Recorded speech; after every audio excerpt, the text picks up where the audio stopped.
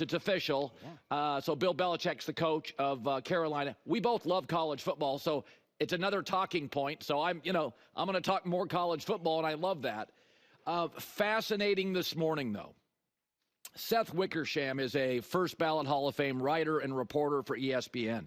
He has got a behind-the-scenes story over the last year on Belichick.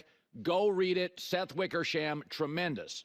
And he talks about, Belichick would meet with Matt Patricia. He would meet with Mike Lombardi, who he just hired at Carolina. I know Mike a little bit. And they would go on Zoom calls and talk about the NFL and what's coming open.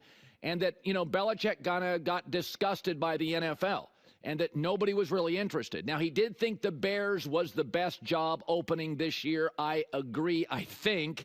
But he didn't think they'd hire him. The New York Giants job he would take, but he thinks Brian Daboll's a good coach. So do I, and will retain the job. He would never do the Jets. Jacksonville wasn't happening. So here we go. The story is fascinating. And my takeaway on reading this is kind of the same with a lot more illumination, is that, you know what, when you keep doors shut on people for 20 years, don't be surprised that when the doors open, there's not a lot of people there with open arms for you.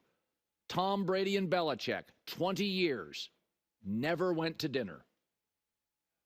Tom Brady's documentary, his then-wife Giselle pleading, would you please show Tom respect? Relationships more than ever matter in the NFL. It's not just IQ, it's IQ and EQ. And I think Belichick clearly, preferably, would not want the ACC's fourth best football job. But that's all that was out there. The NFL is much more collaborative today. It's much more Sean McVay than do your job. It's us, not me. Doors were closed. The Athletic, also excellent reporting this morning on why Belichick abandoned hope of landing NFL jobs.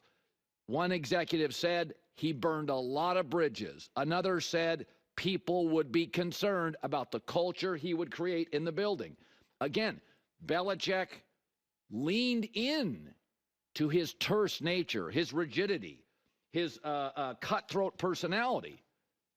And you're not going to change the perception because you take a TV job for a year, smile more, occasionally laugh, and make us all believe it's all rainbows and sunshine.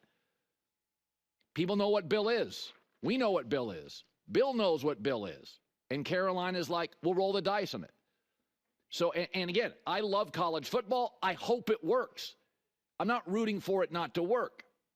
But again, if you act a certain way for a long time, you're going to meet a lot of the people you burned on the way down. And there's no job openings. People are not interested. And let's be honest, the NFL doesn't need anybody. Drew Brees retired. Brady retired. Peyton Manning retired. You know what happened to the ratings? They went up. This is not a league to toy with. They don't need TV networks. Now they've got streamers. So the long-standing networks, are they necessary? Thank God they've all got 10, 11-year deals starting this year. But the league doesn't need anybody. This is not the NBA where your ratings hinge on an MJ or a Shaq. This is not golf, where your economy, your ecosystem, largely hinges on like the Masters or Tiger Woods. That's not what the NFL is. And Bill was perpetually difficult, perpetually dismissive of opinions that didn't align with his. And guess what? He's going to have a place in Canton. It's a first ballot decision.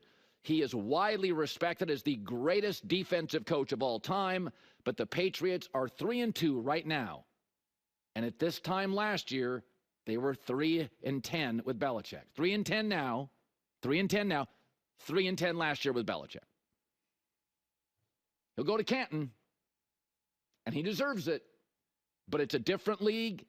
It's a league that waits for nobody. It's a league that doesn't need anybody. Mahomes in 9 years retires.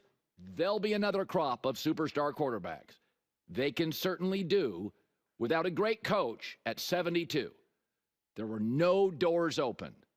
It's not all the NFL's fault. Bill closed a lot of those doors. Again, the Seth Wickersham article, must read, a lot of great intel. Now, here is something I actually think, and this is fascinating.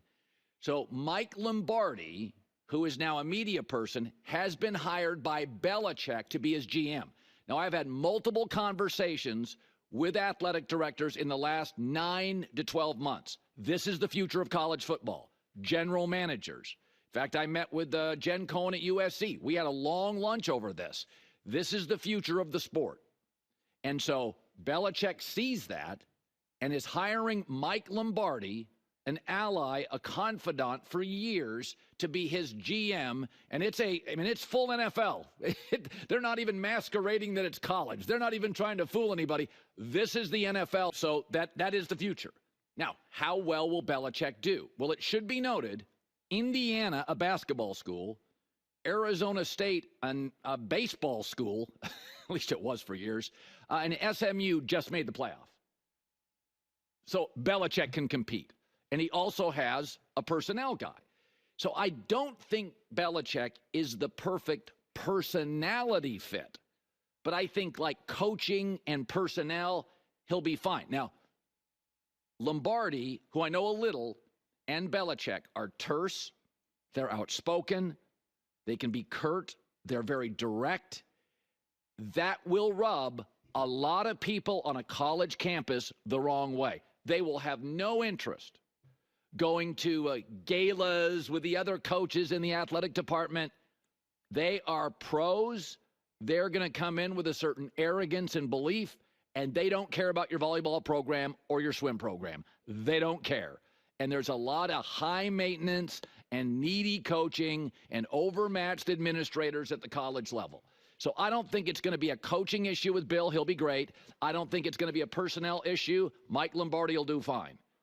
But dealing with donors in this ever-fluid collective NIL, here's the thing. Bill loves structure. College football doesn't have any. It used to have some. Now it's got very little.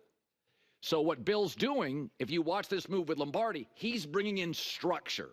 We're going to run a pro football operation. And again, it's going to rub a lot of people the wrong way. The personality with Lombardi and Belichick, that's going to be interesting. The football and the players, the collective by North Carolina reportedly is going from $4 million, which is laughable, to $18 to $20 million. So they'll get players.